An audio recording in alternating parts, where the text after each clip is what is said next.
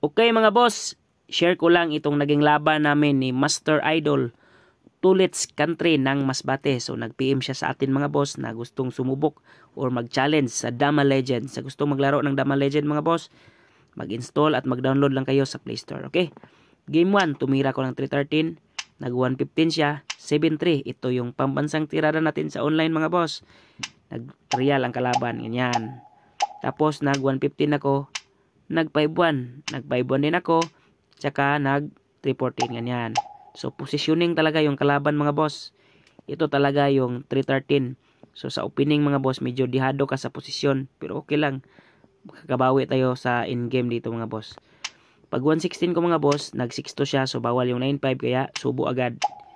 Parang nagiging linyada na yung 313 ko mga boss. Kasi ulit-ulit kong ginawa. Kaya para makabisado ko mga boss. Pag 9-5 niya, 8-3. Pag atake niya, kapag atake talaga siya sa 15 mga boss, aatrasan lang yan. Yan. Para makamani-over mga boss. Pag 5-1 niya mga boss, 9-5. Tapos tira ko ng 5-1. Pag 5-4 niya mga boss, nag 16-13. So dito mga boss, nagkamali siya. Nagtumira siya ng 116. So dapat pala 215 ang itinira niya mga boss. So nagkamali siya dito, sinayang ko muna. Pero sumabay dito mga boss. Oh. So na marami na akong nabiktima sa ganitong posisyon mga boss. Nagkakamali yung kalaban, nag 116. So error po yan mga boss. Ganyan na panoorin nyo. Kasi pag 12-8 niya, may 7-2. Pagkain mga boss, may sayang. So dito mga boss, so malulugi na siya ng isa. Hinayaan na niya mga boss. Ganyan na. Tapos, ganyan. Pagkain. Pag sayang niya mga boss, ganyan lang oh. Pag takbo siya sa 14-3 mga boss, abanti lang. Ganyan. Pag 16-14 niya, nagpakain lang ako mga boss. Ganyan oh. Pag 3-8 niya, so nag-exhibition pa ako. Nakuha siya sa timing oh.